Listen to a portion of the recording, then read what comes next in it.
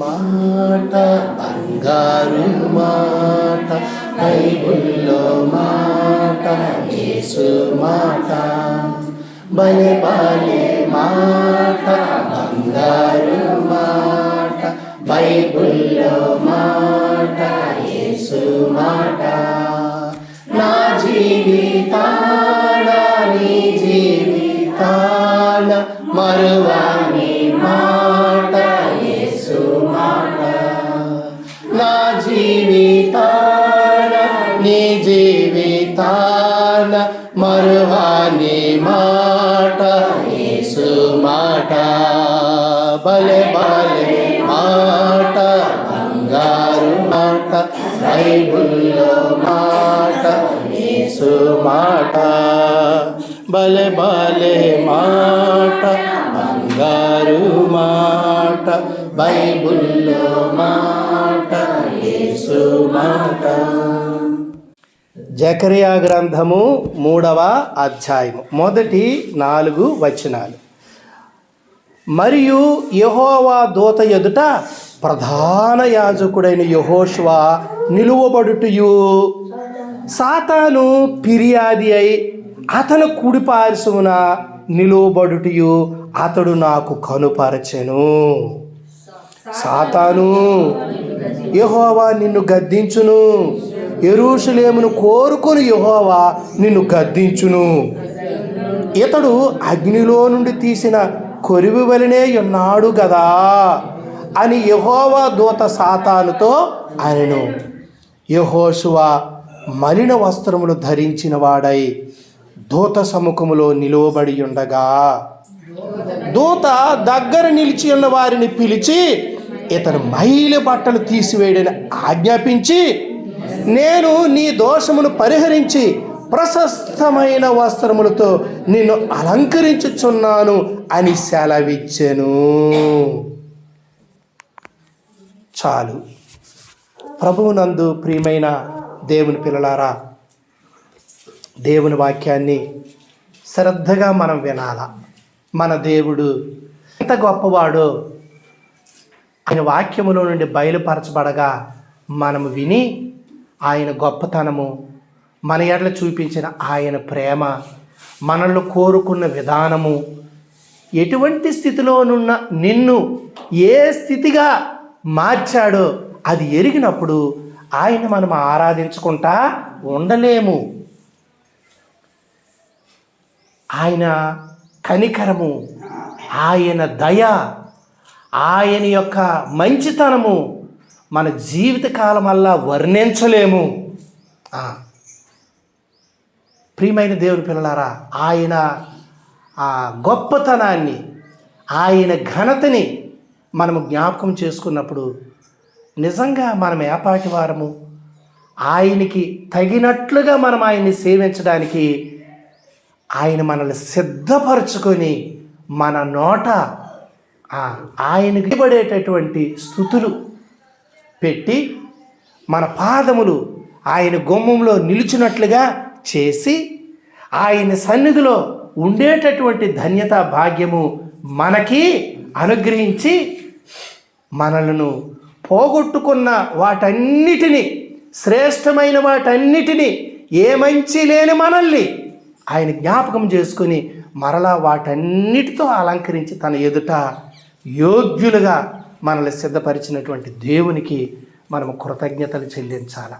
ఈ వాక్య భాగం చదువుతున్నప్పుడు మనకి అదే హృదయంలో స్ఫురిస్తుంది. చూడండి, ప్రధాన యాజకుడు అట. ఎవరు? ఆయన పేరు యెహోషువ. ఆయన మనల్ని నడిపించేటటువంటి నాయకుడు మోషే తర్వాత యెహోషువే పేరు. అతను నాయకుడు, జనులు నడిపించేటటువంటి వాడు. ఇతనైతే జనులు ఎవరైనా అతిక్రమాలు చేస్తే వారి నిమిత్తము దేవుని సన్నిధిలో వారి కొరకు ప్రాయశ్చిత్తము చేసేటటువంటి ప్రధాన యాజకుడు, సాధారణమైన యాజకుడు కాదు. ఈ ప్రధాన యాజకుడే ఏమయ్యాడంటే, అతని మీద నేరారోపణ చేస్తూ అతను కుడివైపున సైతాను ఉన్నాడట. చూడండి, మనకు రెండు ప్రక్కలు ఉంటాయి, కుడివైపు ఎడమవైపు. కుడివైపు సాతాను ఉన్నాడంటే బలమైన సాక్ష్యాలు పట్టుకొని ఉన్నాడు. నీ మీద నా మీద నేరము మోపువాడు ఎల్లప్పుడూ కూడా మన మనస్సాక్షిని, మన వస్త్రాల్ని, మన ఆలోచనల్ని, మన జీవితాల్ని అపవిత్రపరిచి దేవుని దగ్గరికి వెళ్ళి ఫిర్యాదు చేసినటువంటి వాడు. 12వ అధ్యాయం ప్రకటన గ్రంథం దైవవాక్యములో మనం చూస్తూ ఉన్నప్పుడు, అనుదినము మన సహోదరుల మీద నేరము మోపువాడైన అపవాది అని 9వ వచనములో వ్రాయబడతా ఉన్నది. చదవండి.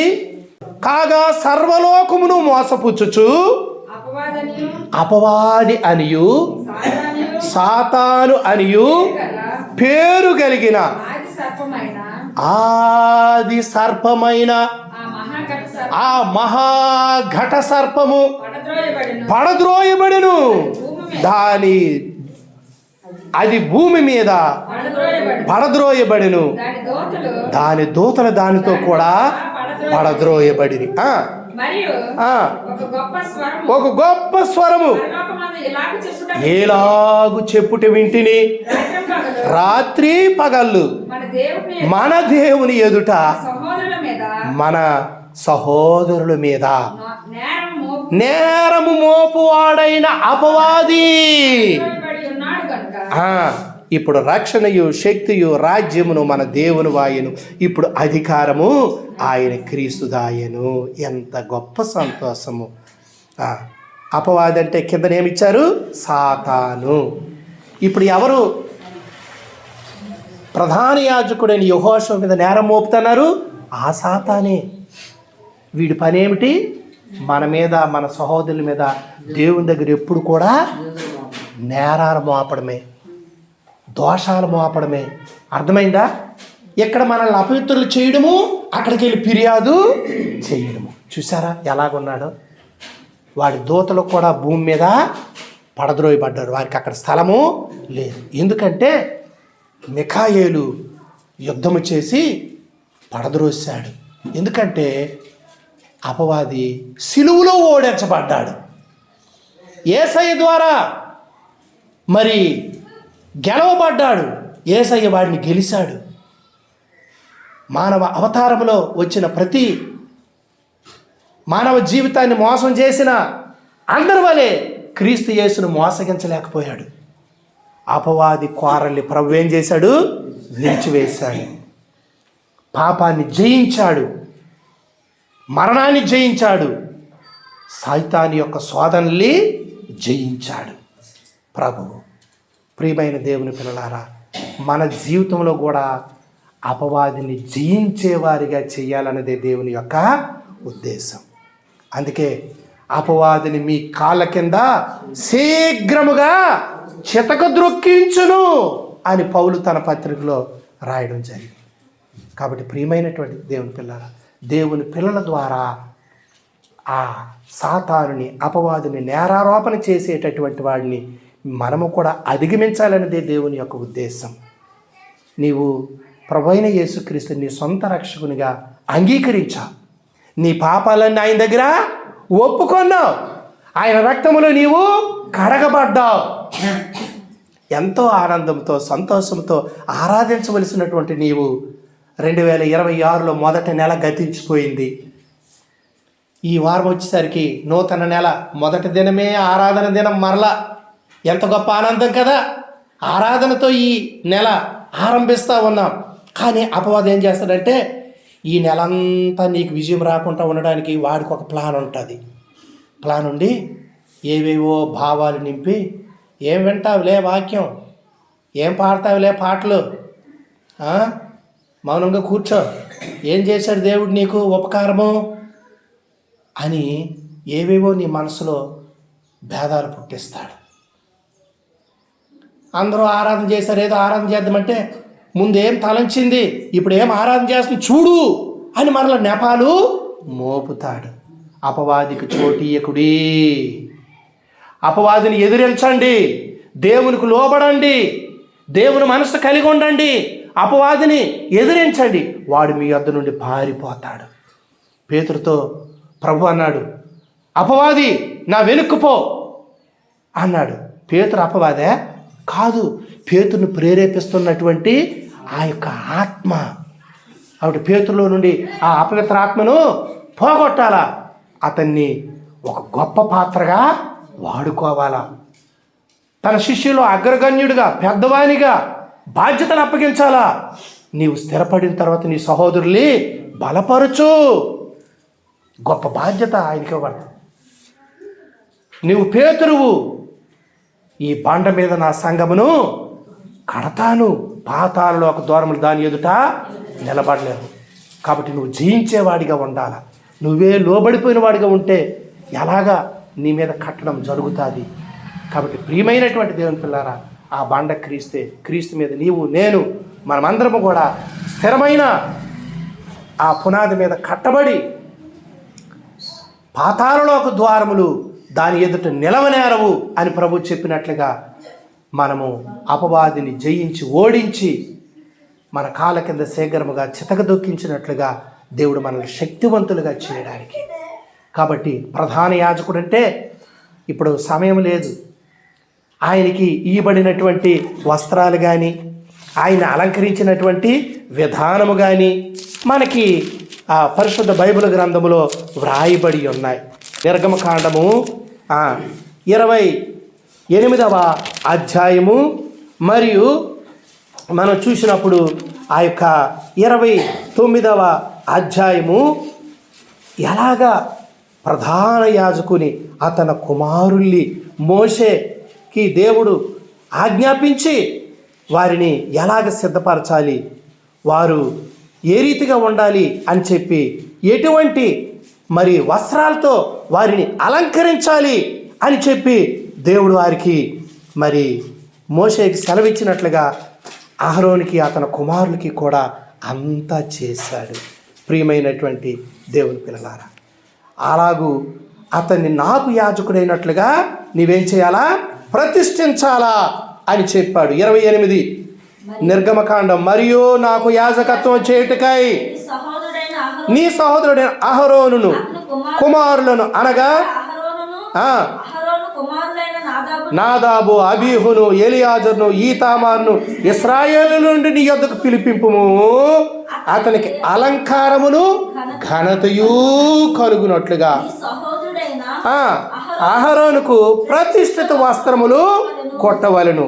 అహరోను నాకు యాజకుడగినట్లు నీవు అతన్ని ప్రతిష్ఠించుదువు.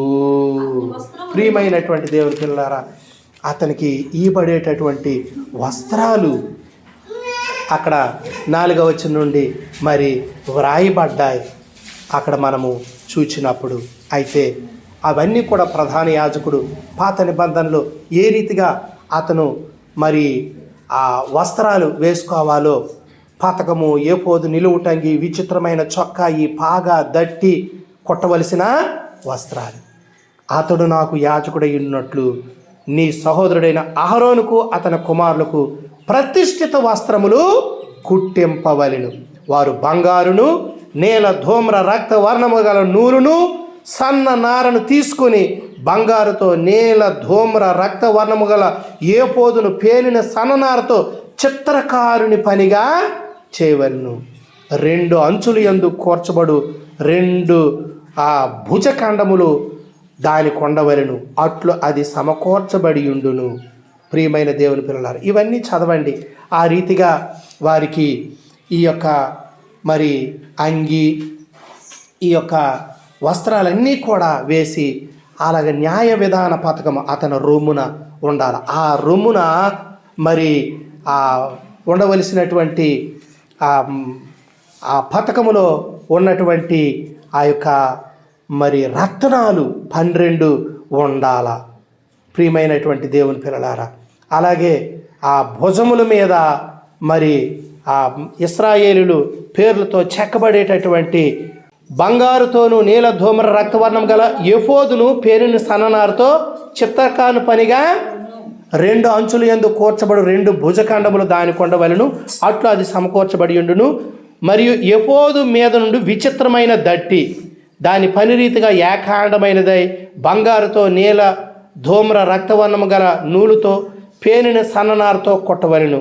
మరియు నువ్వు 2 లేత పచ్చలు తీసుకొని వాటి మీద ఇశ్రాయేలు పేర్లు అనగా వారి జనన క్రమము చొప్పున ఒక రత్నం మీద వారి పేర్లలో 6, రెండవ రత్నం మీద తక్కిన 6 పేర్లు చెక్కింపవలెను. కాబట్టి ప్రియమైనటువంటి వారలారా, 12వ వచనములో మరి అప్పుడు ఇశ్రాయేలు జ్ఞాపకార్థ రత్నములో ఆ 2 రత్నములు ఎపోదు భుజముల మీద ఉంచవాలి. అట్లు జ్ఞాపకము కొరకు అహరోను తన 2 భుజముల మీద యెహోవా సన్నిధిని వారి పేరులు భరించును. ఈ ప్రధాన యాజకుడు ఈ 12 గోత్రాల వారిని కూడా తన భుజాల మీద భరిస్తాడట. ప్రధాన యాజకుడు ఆ రత్నాలు ఈ 12 గోత్రాలకి సాదృశ్యంగా ఉంటాయి. అయితే పుట్టినది మొదలుకొని నా చేత భరించబడిన వారలారా అంటున్నాడు దేవుడు. మన నిజమైన ప్రధాన యాజకుడు మన యేసయ్యే. ఆయనే భరించాడు, కానీ వీళ్ళందరూ భరిస్తారా? ఆయనే మరి దోషము లేనటువంటి వాడు. వీళ్ళందరూ దోషముల చేత ఆవరించబడిన వారు. వారు దోషాలతో ఉన్నా అనేకులు దోషాల కొరకు అక్కడ విజ్ఞాపన చేస్తున్నారు. ఈయనైతే దోషము లేని నిజమైన ప్రధాన యాజకుడు, మనకు తగిన ప్రధాన యాజకుడని హెబ్రీలకు రాసిన పత్రికలో వ్రాయబడింది. ఎందుకంటే నిర్దోషి, నిష్కల్మషుడు, పాపుల్లో చేరినవాడు, ప్రత్యేకంగా ఉన్నవాడు, ఆకాశ మండలం కంటే మిక్కిలి హెచ్చైన ఇట్టి ప్రధాన యాజకుడు మనకు 7:26లో ఆ మాటలు వ్రాయబడి ఉంటాయి. చదువుతావా? చదువు. పవిత్రుడు, నిర్దోషి, నిష్కల్మషుడు, పాపుల్లో చేరక ప్రత్యేకంగా ఉన్నవాడు, ఆకాశ మండలం కంటే హెచ్చైన ఇట్టి ప్రధాన యాజకుడు మనకు సరిపోయిన వాడు. కాబట్టి ఎవరు ఈ ప్రధాన యాజకుడు? 10వ వచనంలో ఆయన కొరకు వ్రాయబడతా ఉన్నది, చదవండి. మరియు ప్రమాణము లేకుండా యేసు యాజకుడు కాలేదు గనుక ఆయన మరి శ్రేష్టమైన నిబంధనకు పూట కాపాయను. వారైతే ప్రమాణము లేకుండా యాజకులగుదురు, కానీ ఈయన నీవు నిరంతరము యాజకుడవై ఉన్నావని ప్రభువు ప్రమాణము చేసెను. ఎలాగా? మెల్కీషెదెకు వలె నీవు నిరంతరము యాజకుడు. ఈ యాజకులు కొంతకాలం ఉంటారు, మరణిస్తారు. ఆ యాజకుడు నిరంతరము ఉన్నవాడు. ఆయన ఒకరి బలి అయి పాపాలన్నిటికీ ఒకేసారి క్షమాపణ కలుగు చేసి మనల్ని నీతిమంతులుగా తీర్చినటువంటి వాడు. ఇంకా పాప జ్ఞప్తికి మనం వెళ్ళవలసినటువంటి అవసరత లేకుండా చేసినటువంటి మనకు తగిన ప్రధాన యాజకుడు. ఆయనలో పాపము లేదు, పాపాలు తీసివేస్తాడు. ఆయన నిర్దోషి, కల్మషము లేనివాడు. కాబట్టి యెహోషువ ప్రధాన యాజకుడు మలిన వస్త్రాలతో నింపబడ్డాడు. ఆయనకి ఇవ్వబడిన వస్త్రాలన్నీ మలినమైపోయాయి. మన ప్రభు పరిశుద్ధుడు, నిర్దోషి, నిష్కల్మషుడు. అయితే ఆయన రక్తములో మనల్ని కడిగి మనల్ని పవిత్రులుగా చేశాడు. ఇటువంటి మనల్ని కూడా అహరోను ప్రధాన యాజకుడైతే, అతని పిల్లలు యాజకులైతే, మనల్ని కూడా ఏం చేశాడు? దేవుడు నూతన నిబంధనలో రాజులు, యాజకులుగా చేశాడు. కాబట్టి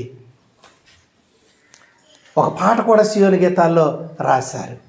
ప్రియమైన దేవుని పిల్లలారా, యాజక ధర్మము నెరిగి యేసునికే సేవ ప్రేమతో నరింపుడి. యాజక ధర్మము నెరిగి యేసునకే సేవ ప్రేమతో నరింపుడి. ఆది ప్రధాన యాజకుడహరోను యేసుకే ముంగురుతూ అతని కుమారులు విశ్వాసులకు, అతని కుమారులు విశ్వాసులకు ప్రాపుగా ముంగురుతూ యాజక ధర్మము తిరిగి యేసునకే సేవ ప్రేమతో నరింపుడి. ప్రియమైన దేవుని పిల్లలారా, మన ప్రధాన యాజకుడైతే దోషము లేనివాడు, తన రక్తమిచ్చి మనల్ని కొని నిర్దోషులుగా ఆయన ఎదుటి నిలబెట్టి ఆయన్ని సేవించడానికి మనల్ని సిద్ధపరిచేవాడు. కానీ అక్కడ ప్రధాన యాజకుడు మణిని వస్త్రాలతో నింపబడినటువంటి వాడు.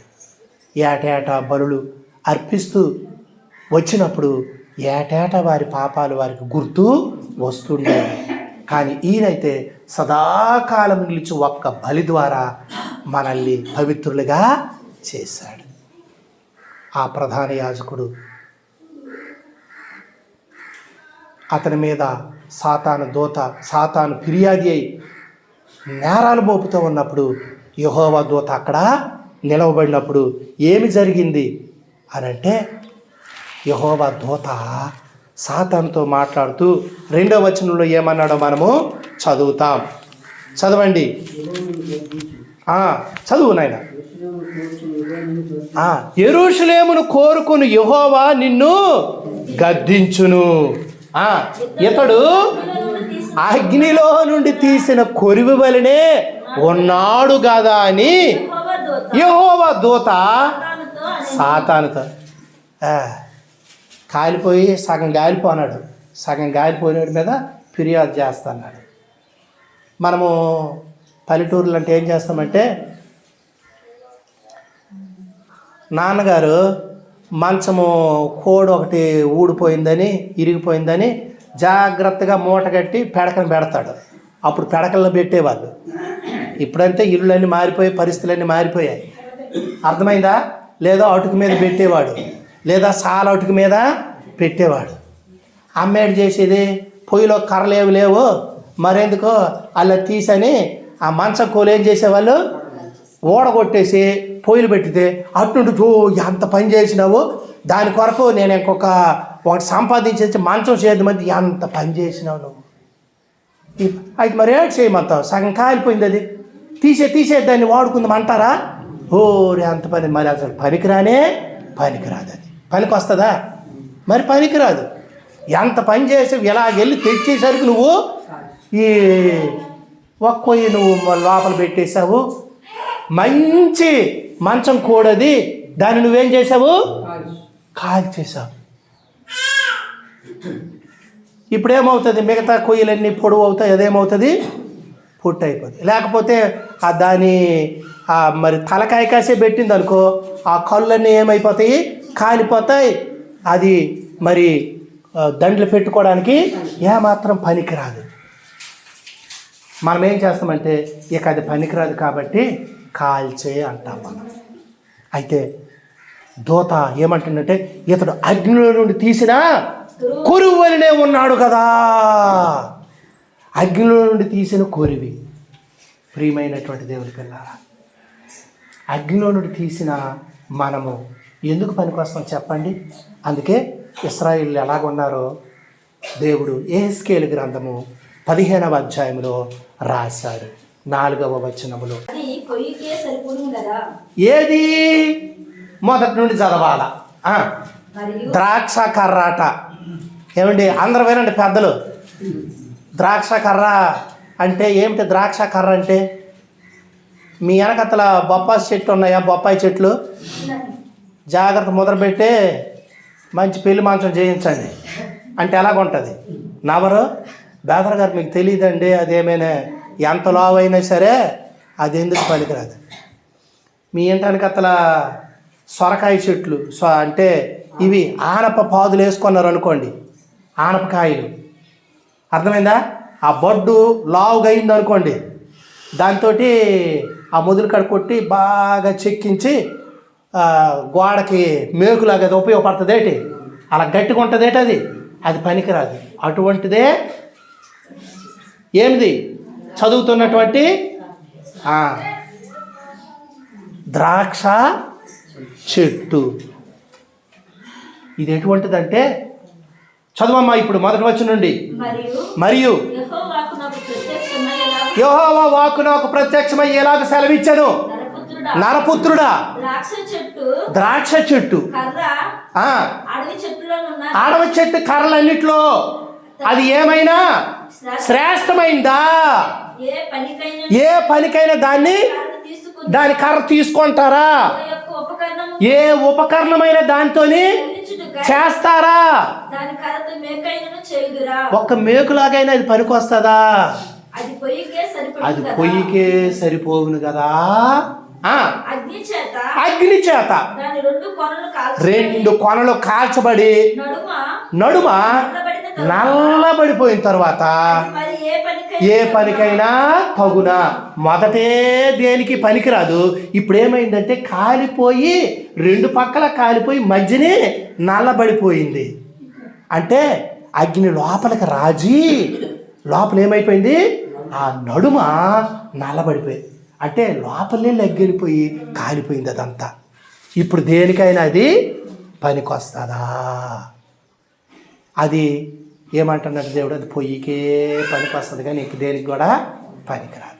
అటువంటి నిన్ను నన్ను దూత ప్రధాన యాజకుని చూసి, ఇతడు అగ్నిలో నుండి తీసిన కొరివిలాగా ఉన్నాడు కదా, ఎందుకు పనికొస్తాడు?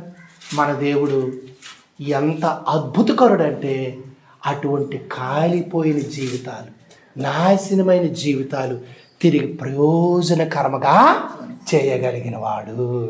ఇక ఎందుకు పనికిరాదని జీవితాన్ని కూడా ఆయన బాగు చేసేవాడు. ఆయన నశించిన దాన్ని రక్షించడానికి వచ్చాడే కానీ చెడిపోయిన దాన్ని ఇక మరి ఇంకెందుకు పనికిరాదు అని విసర్జించేటటువంటి వాడు కాడు. ప్రియమైనటువంటి దేవుని పిల్లలు, ఎంత గొప్ప దేవుడు. అందుకే ప్రధాన యాజకుని చూసి సాతానుతో అంటున్నాడు, ఏయ్ సైతానా, నేరాలు మోపుతున్నావు, పనికిరాడు అనుకుంటున్నావు, ఏ కొరగాని వాడు అనుకుంటున్నావు. దేవుడు యెరూషలేమును కోరుకున్నాడమ్మా. ప్రధాన యాజకుని కూడా కోరుకున్నాడు. ప్రధాన యాజకుని అలంకరించాడు. ఇప్పుడు అతను వస్త్రాలన్నీ పాడు చేసుకున్నాడు.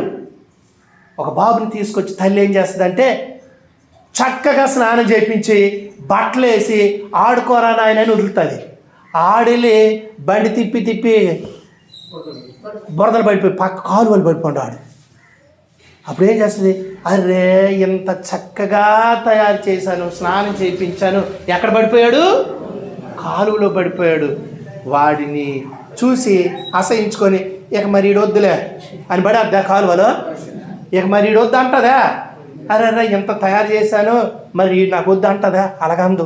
అమ్మో నా కొడుకు పడిపోయాడు, వెంటనే మరలా స్నానం చేయించేసి మరలా మంచి వస్త్రాలు తీసుకొచ్చి చూడతారు. అలాగే దేవుడు కూడా నీ పట్ల నా పట్ల తన కనికరం చూపించి అగ్నిలో నుండి తీసిన సగం కాలిపోయిన ఈ వ్యక్తి మొదటే ద్రాక్షకర పనికి రాలేదట, కాలిన తర్వాత పనికిరాదట. కానీ దేవుడు నిన్ను నన్ను విడిచిపెట్టలేదు. ఆయన ఏం చేశాడంటే ఆయన కోరుకున్నాడు. ఇటువంటి వారిని ఎవరు కోరుకుంటారండి? 1 కొరింథీ 1వ అధ్యాయము 26 నుండి మనం 31 వరకు చదువుకున్నప్పుడు దేవుడు ఎట్టి పరిస్థితుల్లో నిన్ను కోరుకున్నాడో అక్కడ జ్ఞాపకం చేయబడుతుంది. సహోదరులారా, దేవుడు ఏ స్థితిలో నిన్ను పిలిచాడు చూడు ఒకసారి. ఈ లోకరీతిగా చూస్తే గొప్ప కర్రవా నువ్వు, టేక్ కర్రవా, లేకపోతే ఇంకే కర్రలు ఉన్నాయి, పేరు మోసిన కర్రలు, ఎర్ర చందనం ఉందట చూసావా? నువ్వేమైనా ఎర్ర చందనమా? కాలిపోయి నడుముకు బొగ్గైపోయావు. ఎందుకు పనికిరావు? కాలిపోయిన తర్వాత మొదటే పనికి రాలేదు, తర్వాత ఎందుకు పనికిరాదు. కానీ దేవుడు నిన్ను కోరుకున్నాడు. ఏ శరీరియు ఆ లోకంలో నుండి దేవుడు జ్ఞానులైన ఘనులైన గొప్ప వంశము గలవారైన అనేకులు పిలువబడలేదు. కానీ ఏ శరీరియు కూడా నేను ఎంత గొప్ప కారణం, ఎంత గొప్ప వ్యక్తిని, ఎంత గొప్ప వంశము, ఎంత గొప్ప కులము అని నీవు అతిశయించడానికి ఏమి లేదు. అందులో ఏమి లేదు. కాలిపోయిన కొరివి లాంటి వాడు. అతిశయింపకూడనట్లు జ్ఞానులను సిగ్గుపరచుటకు వెర్రి వారిని దేవుడు ఏర్పాటు చేసుకున్నాడు. బలవంతులైన వారిని సిగ్గుపరచడానికి బలహీనులే దేవుడు ఏర్పాటు చేసుకున్నాడు. ఎన్నిక లేని వారిని, ఎన్నికైన వారిని వ్యర్థము చేయడానికి, నీచులైన వారిని, తృణీకరింపబడిన వారిని, ఎన్నిక లేని వారిని దేవుడు ఏర్పాటు చేసుకుంటే ఆ, ఆయన మూలముగా ఆయన నిన్ను ఏర్పాటు చేసుకున్నట్టు మూలముగా నీవు క్రీస్తు యేసులో ఉన్నావు. ఇప్పుడు ఎన్నికైన వాడు అయ్యావు, యోగ్యుడు అయ్యావు, నీవు ఘనుడు అయ్యావు. ఘనత మహిమ కలుగునట్లుగా వానికి వస్త్రాలు కుట్టించు అని చెప్పాడు. ఏ ఘనతను కోల్పోయామో ప్రియమైనటువంటి, ఏ పాపపు వస్త్రము నీవు కలిగి ఉన్నావో ఆ పాపపు వస్త్రాన్ని మార్చి దేవుడు నిన్ను రక్షణతో అలంకరించాడు. దూత ఇప్పుడు అంటున్నాడు 4వ వచనములో 3వ అధ్యాయములో ఆ యొక్క ఏమంటున్నాడంటే, దగ్గర నిలిచి ఉన్న వారితో మరి దూత ఆజ్ఞాపిస్తున్నాడు, నేను దగ్గర నిల్చున్న వారిని పిలిచి దగ్గర నిలిచి ఉన్న వారిని పిలిచి ఇతను మైల బట్టలు మాసిపోయిన బురదైపోయిన మరి ఆ పాపముతో నిండిపోయిన ఇతని జీవితము, ఇతని బ్రతుకు, ఇతని వస్త్రాలు, ఇతని మైల బట్టలు తీసివేయడని ఆజ్ఞాపించి నేను నీ దోషాన్ని పరిహరించి ప్రశస్తమైన వస్త్రముతో నిన్ను అలంకరించుచున్నాను అని సెలవిచ్చి. ప్రియమైనటువంటి దేవుని పిల్లారా, చూసారా ప్రధాన యాజకుడు ఎలాగూ ఘనత మహిమ కలిగినట్లుగా మరలా మలినమైపోయినటువంటి వస్త్రాలు తీసేసి ఆ ప్రధాన యాజకునికి ఇవ్వవలసినటువంటి అవన్నీ ఇచ్చాడు. తల మీద పాగా పెట్టాడు. ప్రియమైనటువంటి దేవుని పిల్లలారా, ఆ రీతిగా కోల్పోయినటువంటి సౌందర్యం, కోల్పోయిన ఘనత, కోల్పోయినటువంటి మహిమ తిరిగి దేవుడు ఇచ్చాడనమాట. నిజంగా ప్రియులారా, నీ పట్ల నా పట్ల దేవుని యొక్క ఆ ఉన్నతమైన సంకల్పము ఎంత గొప్పదో ఒక్కసారి మనము ఆలోచించాలి. నిన్ను దేవుడు లేవనెత్తాడు, నిన్ను దేవుడు నీకు ఆ సుందర వస్త్రాలు ఇచ్చాడు. 52 యెషయా గ్రంథం. ప్రియమైన దేవుని పిల్లలారా, మొదటి నుండి కొన్ని మాటలు చదవండి. యెషయా గ్రంథం 52వ అధ్యాయము. సియోను లెమ్ము, నీ బలము ధరించుకొనుము, పరిశుద్ధ పట్టణమైన యెరూషలేమా నీ సుందర వస్త్రములను ధరించుకొనుము. ఇక మీదట సున్నత పొందనివాడైనను అపవిత్రుడైనను నీ లోపలికి రాడు.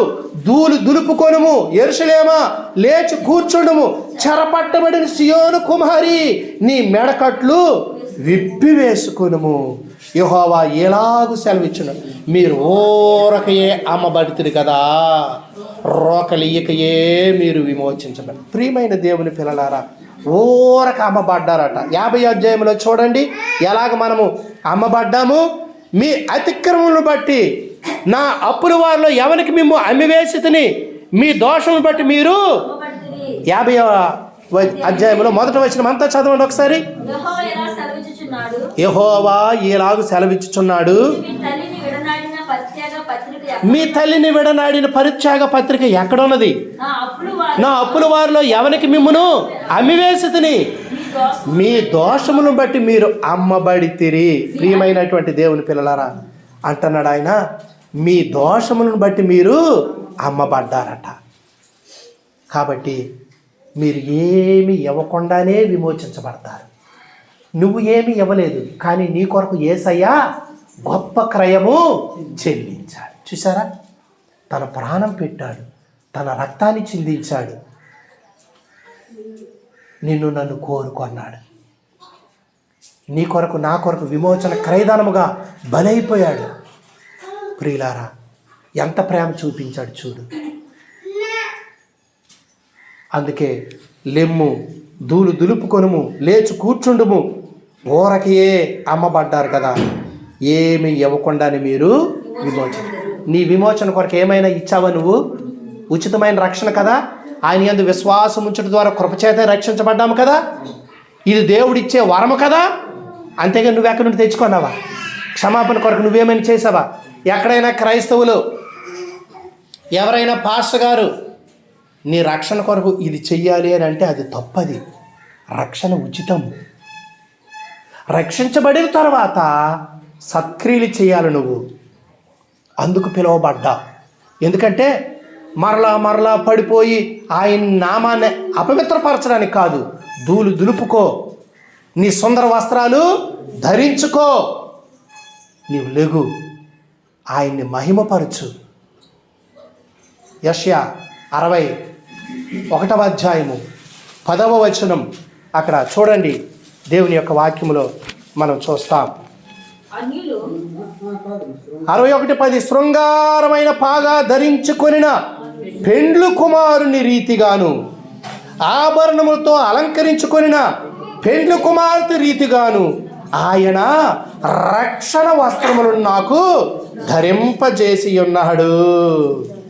నీతి అను పై బట్టను నాకు ధరింపజేసి, కాగా యెహోవాను బట్టి మహా ఆనందముతో నేను ఆనందించుచున్నాను, నా దేవుని బట్టి నా ఆత్మ ఉల్లసించుచున్నది. ప్రియమైనటువంటి దేవుని పిల్లలారా, నిజంగా మన దోషాన్ని బట్టి, మన పాపాన్ని బట్టి మనం పశ్చాత్తాపడినప్పుడు దేవుడు మనకి ఉల్లాస వస్త్రాలు ఇస్తాడని అక్కడ 3వ వచనంలో 61లో రాయబడింది. సియోనులో దుఃఖించు వారికి ఉల్లాస వస్త్రములు ధరింపచేయుటకు, బూడిదకు ప్రతిగా పూదండ, దుఃఖానికి ప్రతిగా ఆనంద తైలము, భార భరితమైన ఆత్మకు ప్రతిగా స్తుతి వస్త్రము ఇచ్చుటకు ఆయన నన్ను పంపి ఉన్నాడు. కాబట్టి ఇప్పుడు యెహోషువకి మలిన వస్త్రాలు తీసేసి ఈ రక్షణ వస్త్రము, నీతి వస్త్రము, ఉల్లాస వస్త్రము, అలాగే దేవుడు మరి స్తుతి వస్త్రము ఇచ్చాడు. మలిన వస్త్రాలు తొలగించాడు. క్రీస్తు యేసులో ఇవన్నీ మనకి ఉచితముగా అనుగ్రహించబడ్డాయి. ఎంత గొప్ప ఆనందము కదా.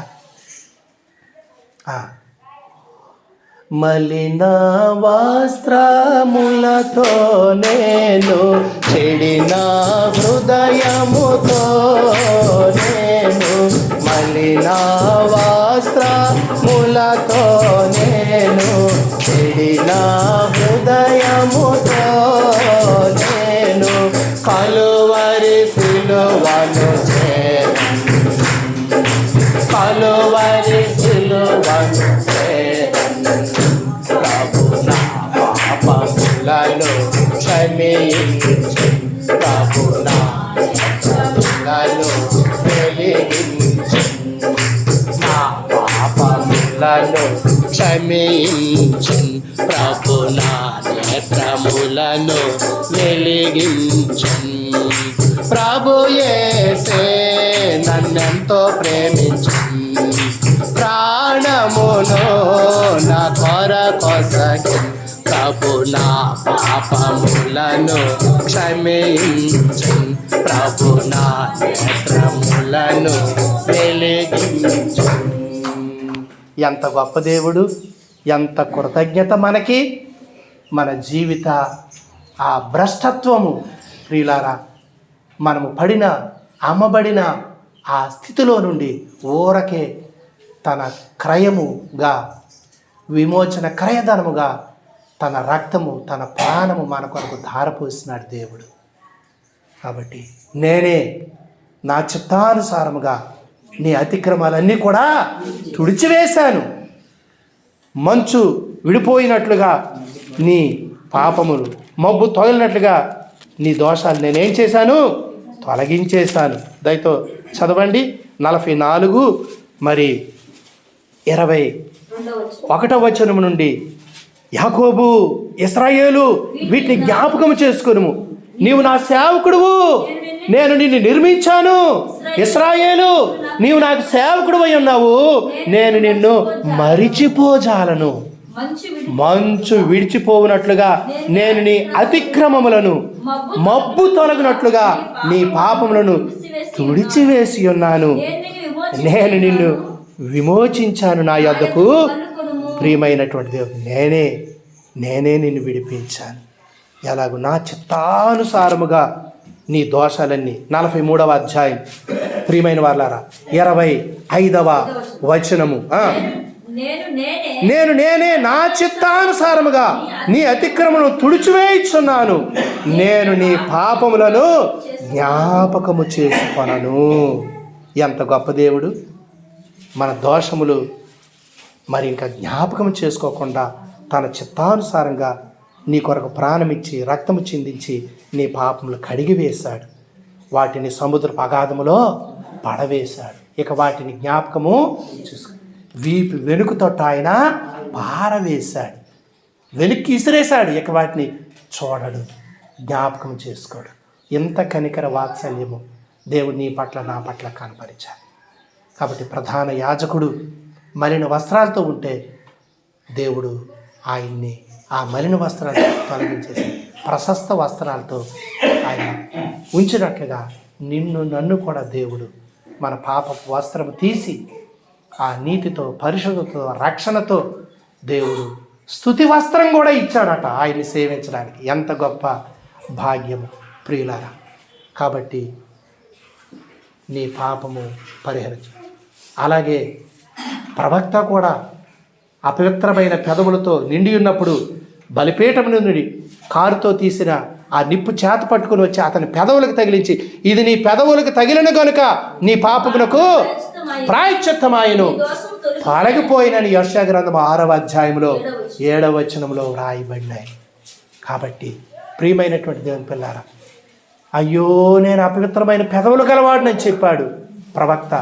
కానీ ఆ దోషాన్ని దేవుడు ఏం చేశాడు? తొలగించాడు. ఎన్నో దోషాలతో మన మీద నేరారోపణ చేయబడుతున్నటువంటి పరిస్థితిలో దేవుడు నిన్ను నీతిమంతురాలుగా చేస్తే ఇంకా నీవెందుకు వెనుకంజ వేస్తావు? క్షమించిన నీ దేవుని, విమోచించిన నీ దేవుని పూర్ణ హృదయంతో స్తుతించాలా వద్దా? ఆరాధించాలా వద్దా? ఆయన నామాన్ని సమాజం మధ్యలో గొప్ప చేయాలా వద్దా? సిగ్గుపడనక్కర్లేదు. ఎందుకంటే మనము కరుణించబడ్డాం, క్షమించబడ్డాం, దయ చూపించబడింది మన పట్ల. ఆయన చిత్తానుసారంగా తుడిచివేశాడు. కాబట్టి పాపి కొరకు ఇష్టపూర్వకంగా తన ప్రాణం పెట్టాడు. ఆయన మనల్ని నీతిమంతులుగా చేశాడు. నిజంగా మరి నీతిమంతుల కొరకు ఒకవేళ ఎవరైనా చనిపోవడానికి తెగించవచ్చాట. మనం ఇంకా పాపములు ఉండగానే క్రీస్తు మన కొరకు, భక్తిహీనుల కొరకు యుక్త కాలమందు ఆయన ప్రాణము పెట్టాడు. ఆయన యందు విశ్వాసం ఉంచిన మనకి ఉచితంగా నీతిమంతులుగా చేశాడు. కాబట్టి నీ పాపానికి ఎప్పుడో క్రయము చెల్లించబడింది, పాపానికి ఎప్పుడో క్షమాపణ ఉంచబడింది. నువ్వు చేయవలసిందంతా ఒక్కటే. ఏం చేయాలి? పశ్చాత్తాపపడాలి, ఒప్పుకోవాలి, మార్పు చెందాలి, మారు మనసుకు తగిన క్రియలు చెయ్యాలి. రక్షించబడిన నీవు ఆయనకి ఘనత, మహిమ ఆరోపించాలి. ఆయన నీవు ఆనందంతో, సంతోషంతో ఆ స్థితిని మార్చి నీకు మరలా నూతన వస్త్రాలు అలంకరించి ఆయన ఎదుట, ఆయన సన్నిధిలో నిలవబెట్టిన దేవునికి కృతజ్ఞతలు చెప్పాలి. ఇది ఎంత గొప్ప ధన్యత, భాగ్యం నీకు నాకు దేవుడిచ్చాడు. లోకంలో ఎందరికో లేదు ఈ భాగ్యము. అనుదినము తన వాక్యం ద్వారా మనతో మాట్లాడి మనల్ని సరిచేసుకోవడానికి, తన ఆత్మ ద్వారా బలపరచబడడానికి, తన వాక్యము అలాగే తన సన్నిధి, ప్రార్థన, విజ్ఞాపనల ద్వారా మనము బలం పొందడానికి దేవుడు సహవాసాన్ని మనకిచ్చాడు, నడిపిస్తూ ఉన్నాడు. మన ప్రధాన యాజకుడైతే నిర్దోషి, నిష్కల్మషుడు, పవిత్రుడు, మనకు చాలినా వాడు ఆయనే. మరి చేతితో ఆయనకి అర్పించడానికి ఏదైనా ఒకటి ఆ ప్రధాన యాజకుడికి ఒక యజ్ఞ పశువు అవసరం. కానీ ఈయన వచ్చినప్పుడు తను తానే మన కొరకు అప్పగించుకున్నాడు. మన ప్రధాన యాజకుడు మనకు చాలినవాడు. ఆయన రక్తమే ప్రతి పాపం నుండి కడుగుతుంది. అన్ని విషయాలు మనతో మరి సమాన అనుభవం కలిగిన వాడు. శరీరం దాల్చి వచ్చాడు. మన యొక్క దుస్థితి తెలుసు, మన పతనము తెలుసు, మన యొక్క వాటమి తెలుసు. అట్టడుగు పరిస్థితుల్లో నుండి నిన్ను యోగ్యునిగా, అక్కడి నుండి లేపి యోగ్యునిగా చేసి మరలా ప్రశస్తమైన వస్త్రంతో మరి మనల్ని అలంకరించి మన పెదవులకి, మన తలంపులకి, అరికాలు మొదలుకొని తల వరకు ఉన్నటువంటి మన దోషం అంతటి కొరకు తను తాను అప్పగించుకొని మనల్ని యోగ్యులుగా చేశాడు. ఏ యోగ్యత లేదు, అతిశయించడానికి ఏమీ లేదు. కానీ క్రీస్తు యేసులో నీవు ఉన్నావు. అతిశయించువాడు ప్రభువునందే అతిశయించాలి. ఆయనే నీకు నీతి అయ్యాడు, ఆయనే నీకు విమోచన అయ్యాడు, ఆయన నీకు పరిశుద్ధత అయ్యాడు, ఆయనే నీకు జ్ఞానము అయ్యాడు. క్రీస్తు యేసునందు మనకి ఇట్టి స్థితిని దేవుడు ఇచ్చాడు. విడువబడిన మనల్ని దేవుడు ఆయన వివాహితిగా చేశాడు. పెండ్లి కుమార్తెలాగా, పెండ్లి కుమారులాగా అలంకరించాడు, రక్షణతో అలంకరించాడు. ఆయన్ని బట్టి మన హృదయాలు ఆనందించాయి, సంతోషించాయి. ప్రియులారా, ఎంత గొప్ప దేవుడు! ఇట్టి పరిస్థితిలో పాపులమైన మనకి ఆయన ఇచ్చినటువంటి ఈ గొప్ప ఆధిక్యత ఎంత గొప్పదో జ్ఞాపకం చేసుకున్నప్పుడు, ఆ ప్రధాన యాజకుడు తిరిగి ఆయన సన్నిధిలో నిలవబెట్టినప్పుడు ఎంత గొప్ప ఆనందమో కదా. అలాగే క్రీస్తు యేసునందు మనకిచ్చిన ఈ ఆధిక్యత కొరకు దేవునికి ఎంతో కృతజ్ఞతలు చెల్లించాలి. ఉచితమైనటువంటి రక్షణ ఏమి ఇవ్వకనే మీరు అమ్మబడితిరి కదా, ఏమి ఇవ్వకే తిరిగి మీరు సమకూర్చబడుతున్నారు. ఆయన ప్రేమ చేత, ఆయన కృపను బట్టి, ఆయన దయను బట్టి దేవుడు నిన్ను విడిచిపెట్టలేదు. ఆయన నిన్ను జ్ఞాపకం చేసుకున్నాడు. నిన్ను యోగ్యునిగా తన ఎదుటించి నీ ద్వారా మహిమ పొందాలి. యాకోబు, నీలో నాకు మహిమ తెచ్చుకుంటా. యాకోబు, వీటిని జ్ఞాపకం చేసుకో. నీవు నా సేవకుడు, నేను నిన్ను మరిచిపోచాలని అంటున్నాడు దేవుడు. ఇట్టి స్థితి మనకిచ్చినటువంటి దేవునికి ఎట్టి రీతిగా మనము కృతజ్ఞతాస్తులు చెల్లించాలి. ప్రియమైనటువంటి దేవుని పిల్లలు, ఆయన మనకు చేసిన ఈ ఉపకారానికి, మేలులకి మనం ఆయన ఎదుట సాగిపోవాలి. ఎలాగా? పరిశుద్ధ అలంకారాలు ధరించుకొని, దేవుడు నీకు ధరింపజేసిన ఆ నీతితో, పరిశుద్ధతతో యోగ్యమగు రీతిగా కీర్తనల గ్రంథం 6వ అధ్యాయం చదువమ్మా. యెహోవా నామమునకు తగిన మహిమ ఆయనకు చెల్లించుడి. నైవేద్యం తీసుకొని ఆయన ఆవరణలోకి రండి. పరిశుద్ధాలంకారములు ధరించుకొని యెహోవాకు నమస్కారము. మలిన వస్త్రాలన్నీ తీసి దేవుడు పరిశుద్ధమైన వాటితో అలంకరించాడు. ఒకప్పుడు నా చేతులు, నా తలంపులు, నా నడతలు, నా ఉద్దేశాలు మరి ప్రభువే శిలువలో భరించి, ఆ పాదాల మేకులు, చేతుల్లో మేకులు, ఆ యొక్క శిరస్సున ముళ్ళ కిరీటము, ప్రక్కలో బల్యము, నా శిక్ష, నా సమాధానార్థమైన శిక్ష ఆయన భరించాడు. ఆ ప్రధాన యాజకుడు భుజాల మీద ఎలాగైతే భారం భరిస్తాడో అలాగూ నిరంతరము భరించేటటువంటి వాడు. అందుకే యెషయా గ్రంథములో 46వ అధ్యాయములో 3వ వచనము నుండి, యాకోబు ఇంటి వారులారా, ఇశ్రాయేలు ఇంటి వారిలో మిగిలిన వారులారా, తల్లి గర్భంలో పుట్టింది మొదలుకొని నా చేత భరించబడుతున్న వారలారా, తల్లి ఒడిలో కూర్చున్నది మొదలుకొని నేను చెంక పెట్టుకున్న వారలారా, ముదిమి వచ్చు వరకు నిన్ను ఎత్తుకునేవాడు నేనే, తల వెంట్రుకలు నెరవి వరకు నిన్ను ఎత్తుకునేవాడును నేనే, నిన్ను చేశాను వాడును, నిన్ను ఎత్తుకొని రక్షించేవాడును. కాబట్టి ప్రియమైన వారలారా, నేను తప్ప ఎవరైనా ఉన్నారా? నాకు సాటిగా ఎవరైనా మీరు ఇంకొకరిని నిలబెడతారా?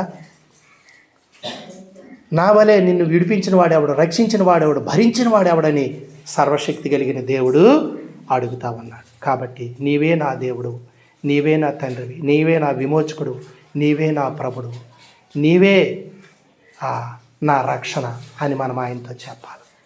కాబట్టి ఆయన ఎంత గొప్ప విమోచకుడో, ఎంత గొప్ప రక్షకుడో, ఎంత ప్రేమ గలవాడో, నిన్ను నన్ను విడిచిపెట్టక ఆయన పడిపోయిన మనల్ని, చెడిపోయిన మనల్ని తిరిగి లేవనెత్తి యోగ్యులుగా చేసి తన ఎదుట తనను సేవించే భాగ్యం మనకిచ్చాడు. కనుక పరిశుద్ధ అలంకారాలు ధరించుకొని, ఒకప్పుడు ఆ పాపపు వస్త్రాలు, ఆ మలిన వస్త్రాలు కొరకు ప్రభువు ఏం చేశాడు? తన దేహములో వస్త్రాలు తీసివేయబడ్డాయి. ఆయన అవమానించబడ్డాడు. నీకు ప్రశస్తమైన వస్త్రం ఇవ్వడానికే కదా నీ అవమానము, నింద తన మీద మోపబడింది. ఆయన నీకు ఘనత కలుగునట్లుగా, నీకు రక్షణ కలుగునట్లుగా, నీకు మహిమ కలుగునట్లుగా మరి ఇప్పుడు ఈ వస్త్రాలన్నీ కూడా దేవుడు ఇచ్చాడు. దేవుడు నీకు ఇచ్చిన ఆ నీతి, రక్షణ, ఆ ఉల్లాస, మరి ఆ వస్త్రాలు, ఆ ప్రశస్త వస్త్రాలు, ఆ యొక్క పరిశుద్ధ అలంకరణలు ఆయన నీకు ఇచ్చి తన ఎదుట సిగ్గుపడనక్కర్లేకుండా యోగ్యునిగా, ఏ అపవాది అయితే నీ మీద నేరారోపణ చేశాడో ఆ అపవాది కన్నుల ఎదుట దేవుడు నిన్ను ఇప్పుడు ఎలాగుంచాడు? ఆ అపవాది అతిశయించకుండా అపవాది నిన్ను చూచి ఆనందించకుండా సిగ్గుపడినట్లుగా నీ జీవితాన్ని దేవుడు మార్చాడు. క్రీస్తుని యేసునందు నూతన పరిచాడు. ఇట్టి స్థితి ఇచ్చినటువంటి దేవునికి కృతజ్ఞతాస్తులు చెల్లించి మనం దేవుని మహిమ పరుచుకోవాలి. మోకరించండి. కొద్ది మాటల్లో ప్రభువుని మనం ఆరాధన చేసుకుందాం.